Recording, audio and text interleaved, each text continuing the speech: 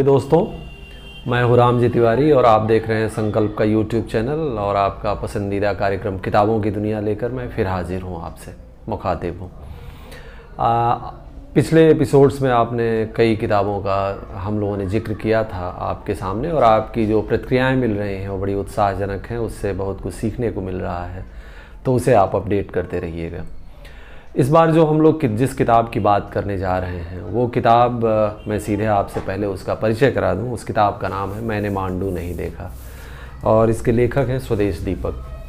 किताब पे बात करने से पहले मैं कुछ स्वदेश दीपक के बारे में बात करूं। स्वदेश दीपक अंग्रेज़ी के प्राध्यापक रहे और एक मानिन कथाकार रहे हरियाणा में, और अविभाजित भारत में पैदा हुए थे पंजाब में, और फिर हरियाणा में रहे वो, और अंग्रेज़ी भाषा से उनका जुड़ाव था लेकिन हिंदी में लिखते थे। और उनका प्रसिद्ध नाटक कोर्ट मार्शल बहुत फेमस हुआ था 1991 में, और उसकी देश भर में सैकड़ों हज़ारों प्रस्तुतियाँ हुई, तो उससे उनको काफ़ी नेम और फेम मिला। हालांकि कविताएं उनके 7-8 संग्रह हैं, उसमें भी वो काफ़ी चर्चित रहे और एक तरह से जो मानवीय संवेदनाओं की कविताओं के लिए उन्हें जाना जाता रहा है। कोर्ट मार्शल में भी आप देखेंगे कि वो संवेदना किस तरह से मुखरित होती है। वही स्वदेश दीपक कुछ ऐसी स्थिति आती है कि वो मानसिक बीमारी की चपेट में आ जाते हैं और 1991 में उन्हें ये बीमारी ग्रसित करती है, और जिसके वो दबाव में आके लगभग 6 साल तक उनका जो पीरियड होता है वो एक तरह से उसी बीमारी के साए में गुजरता है, और बहुत कष्टकारक, बहुत भयानक दिन उनको देखने पड़ते हैं। वो लगातार अस्पताल में रहते हैं, इलाज उनका चलता है, पीजीआई में भर्ती होते हैं, 3-3 बार वो आत्महत्या की कोशिश करते हैं, जल जाते हैं, अपनी नसें वो काट लेते हैं, और किसी तरह की उनकी स्मृति जाती रहती है। लंबे समय तक लगता है जैसे कोमा में पड़े हुए हैं। वो सारी दिक्कतें आती हैं, उनकी पत्नी, उनके बेटे, और जो साहित्यिक समाज है खास करके कुछ लोगों का, इसमें विकास नारायण राय जो आईजी रहे वहाँ पे, उनका, और ऐसे तमाम सौमित्र मोहन, उनके कई एक दोस्त मित्रों ने जिस तरह से फिर वो मदद करते हैं और उनको किसी तरह से उसमें से निकालने की कोशिश करते हैं। 6 साल बाद वो थोड़ी सामान्य स्थिति में आते हैं, लेकिन लेखन उनसे नहीं हो पाता उस समय भी, और वो बहुत डरे रहते हैं, सहमे रहते हैं। तो फिर जो साहित्यिक समाज है उन्हें ढूंढता है, खोजता है, लेके आता है, और एक बार बार लोग कहते हैं कि आपका जो लिखना है उसी से आपकी वापसी होगी, जो मुख्य धारा में आप जो सामान्य जीवन में उसी से लौटेंगे। तो फिर वो धीरे धीरे उस बात को उनको भी लगता है, और ये जो किताब है वो कथा देश में इसका पहला अंक सीरीज़ में छपता है, और इसका पहला अंक 2001 में छपता है, 2003 में अंतिम। तो 9 हिस्सों में ये कथा देश में ये छपा, ये संस्मरण, और फिर वो 2003 में ये किताब आती है। अब इस किताब के बारे में बात करें तो आप जानते हैं कि एक मानसिक जो मरीज होगा, मानसिक रोग का शिकार व्यक्ति होगा, वो किस तरह का जीवन जीता होगा और कितनी तरह की पीड़ाएं स्वदेश ने झेली। तो कुछ हल्की स्मृतियां उनके जहन में भी थीं। कुछ उनकी पत्नी ने जो उनके साथ थी उन्होंने मदद किया, कुछ बेटे ने, कुछ साहित्यिक लोगों ने जो मदद कर रहे थे उन्होंने, कुछ जो डॉक्टरों से उन्होंने इलाज कराया था उन्होंने, कुछ आसपास के लोगों ने, और उन सब से मिलजुल के उन्होंने बात करके ये किताब लिखी। वो पूरी तरह से ठीक नहीं थे, उनकी स्मृतियां भी साथ नहीं दे रही थी, इसलिए इस किताब को उन्होंने खंडित जीवन का कोलाज भी कहा है। और इस किताब में आप पढ़ेंगे तो एक अगर पेज पे वो कोई बात वर्तमान की चल रही है तो अगले पेज पे अतीत आ जाता है, और उसके अगले पेज पे भविष्य आ जाता है। तो किताब इसी तरह से सिलसिलेवार तरीके से नहीं चलती, बल्कि टूटती हुई चलती है। लेकिन जब आप इसे पढ़ते हैं तो जो इसमें दर्ज है, क्या दर्ज है कि एक मानसिक रोगी किस तरह की मनोस्थिति में, किस तरह के जीवन में, उसके भीतर क्या चल रहा होता है। दरअसल क्या होता है कि जो मानसिक रोग का शिकार व्यक्ति खुलता नहीं है, अपने आप को बंद कर लेता है, और जो कुछ समाज उसको देता है वो एक तरह से तिरस्कार होता है, एक तरह से उसे दुख होता है, पीड़ा होती है, उसको वो बहिष्कृत करता है। तो वो जो मानसिक रोगी है जो अपनी पीड़ा अपने से भोग रहा है, वो और भी कुछ बताने के लिए तैयार नहीं होता, और जो कुछ वो बताना भी चाहता है वो शेयर नहीं करना चाहता है, वो अपने भीतर ही रखना चाहता है। ये किताब उन्हीं जो भीतरी अंदरूनी जो क्षण है एक मानसिक रोगी के, उनको सामने लेके आती है। और उसके आसपास जो लोग होते हैं, जो उनकी पत्नी, उनके बच्चे, उनका साहित्यिक समाज, आसपास के लोग, उनके ऊपर क्या गुजरता है, उसे भी वो ये किताब सामने लेकर आती है। इस मामले में समझिए कि ये हिंदी में पहली किताब है। ऐसा नहीं है कि मानसिक रूप से विक्षिप्त लोग नहीं हुए और मानसिक बीमार लोग नहीं हुए हिंदी में। निराला के बारे में कहा जाता है कि वो भी कुछ कुछ समय तक बीमार पड़ते रहे इस तरह से।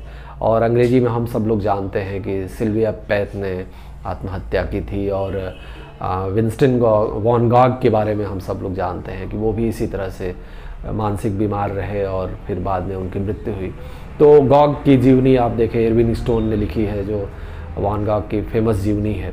लेकिन ये पहले लेखक थे हिंदी में जिन्होंने अपनी इस कथा को अपने से लिखा। सिलसिलेवार नहीं है कुछ भी, सब टूटता हुआ है, लेकिन ये उस पूरे मनुष्य को जो मानसिक पीड़ा, जो मानसिक रूप से बीमार है, उस पीड़ा को जो भोग रहा है, और उस समाज को समझने के लिए ये किताब एक तरह से कहिए रोड मैप है। अगर ये किताब कोई, मुझे लगता है, पढ़ ले तो अपने आसपास के जो लोग मानसिक रूप से बीमार हैं उनके प्रति ये किताब आपको न्याय करना सिखा देगी। ये किताब बहुत महत्वपूर्ण है मेरे लिए। तो हिंदी में अगर आप कुछ 10-15 किताबों को अगर पूछें तो मैं उसमें से एक इसका नाम भी ज़रूर लेना चाहूँगा। मैंने मांडू नहीं देखा, स्वदेश दीपक। एक मैं बानगी देता हूँ कि ये इस किताब में कैसे वो लिखते हैं। जब वो जाते हैं अपने डॉक्टर से पीजीआई में मिलने के लिए, डॉक्टर अवनीत हैं, तो उनसे कहते हैं वो कि मेरी जो पत्नी है, हालांकि वो बहुत उनकी मदद करती हैं उनकी पत्नी, लेकिन वो कहते हैं कि वो मुझसे ठीक से व्यवहार नहीं करती। स्वदेश दीपक कहते हैं डॉक्टर से। तो अवनीत कहते हैं कि आप सीधे क्यों नहीं कहते कि गालियाँ देती है, मरने के लिए उकसाती है। वो कहते हैं कि नहीं। फिर अवनीत कहते हैं कि देखिए, वो आपको मार भी सकती है, तैयार रहिएगा। इस रोग को इस देश में सामाजिक स्वीकृति नहीं मिलती, नो सोशल सैंक्शन। सड़क पर मैले कुचैले फटे पुराने कपड़ों में देखकर पहले बच्चों और फिर बड़ों के हाथों में पत्थर आ जाता है और हम बर्बर में बदल जाते हैं, टोटल बारबेरियंस। इस बीमारी का सामना करने के लिए पहाड़ जितनी सहनशीलता चाहिए। पत्नी अभी तो गालियां ही देती हैं, कई लोग तो मारने भी लगते हैं। आप ये सोचिए कि आप तो बीमारी से जूझ रहे हैं, उसे तो सामाजिक कलंक और बीमारी दोनों का सामना करना पड़ रहा है। आपके साथ, इस बीमारी में रहने वाले लोगों के साथ यही होता है, तो आपके साथ कुछ अनहोना नहीं हो रहा। ये बताते हैं उनके डॉक्टर। और एक और दूसरे डॉक्टर उनसे कहते हैं, जब वो इस पीड़ा को व्यक्त करते हैं तो कहते हैं कि डॉक्टर प्रताप शरण है, कहते हैं कि इस देश में, इस समाज में कैंसर को और तो और एड्स को भी सामाजिक स्वीकृति मिल गई है, लेकिन मनोरोग के रोगी को नहीं। टीवी पर शॉर्ट फिल्म दिखाई जाती है, शबाना आज़मी समझाती हैं कि एड्स छूत छात का रोग नहीं है, एड्स के रोगी को प्यार चाहिए, नफरत नहीं। लेकिन आज तक किसी संस्था ने मनोरोगियों को लेकर कोई लघु फिल्म नहीं बनाई। शबाना आज़मी ने कभी यह नहीं समझाया कि मनोरोगियों को भी आपका प्यार चाहिए, उन्हें भी नफरत नहीं चाहिए। यही कारण है कि साइकेट्रिस्ट को इस रोग से भी लड़ना पड़ता है, परिवार से भी लड़ना पड़ता है और समाज से भी लड़ना पड़ता है। आपकी पत्नी तो फिर भी समझदार हैं, सहनशील हैं, लेकिन इस बीमारी में अधिकतर परिवार वाले, समाज वाले क्रूर बन जाते हैं। तो ये जो किताब है इस पूरी दास्तान को बाँचती है और इतनी अच्छी इसकी भाषा है। ये टूटती हुई जो भाषा है, एक जो विधा है, इसे आप संस्मरण कह सकते हैं, आत्मकथा कह सकते हैं, इसे एक उपन्यास की तरह पढ़ सकते हैं, एक कहानी की तरह। और इतनी अच्छी भाषा है कि इसे कई बार तो आप कविता की तरह भी पढ़ सकते हैं। इसमें जो हमारे दौर के सामाजिक जो लेखक हैं उनका भी जिक्र आया है, उनके बारे में भी बहुत सारी टिप्पणियाँ हैं, लेकिन जो मुख्य रूप से किताब है वो मनोरोगियों के बारे में है और उनके जो भीतरी, उनका जो आंतरिक मन है, जो उनकी आंतरिक बनावट है, उसके बारे में है, उस आसपास के समाज के बारे में है। तो इस महत्वपूर्ण किताब को अगर आपको ये मौका मिले तो ज़रूर पढ़ना चाहिए। राजकमल से छपी है 2003 में और बेस्ट सेलर रही है। 17-18 सालों में लाखों प्रतियां इसकी बिकी है और अभी भी मेले में इसको लोग शिद्दत से खोजते हैं, पढ़ते हैं। तो ये किताब बहुत महत्वपूर्ण है और अगर अवसर मिले तो ज़रूर इसे पढ़ना चाहिए। तो दोस्तों, ये रही आज की किताब मैंने मांडू नहीं देखा, स्वदेश दीपक की। और ये कार्यक्रम आपको कैसा लग रहा है, इस बारे में ज़रूर आप फीडबैक देते रहिएगा। और हम आपके लिए अगले सप्ताह किसी और किताब पे बात करते हुए फिर मिलेंगे। तब तक के लिए नमस्कार।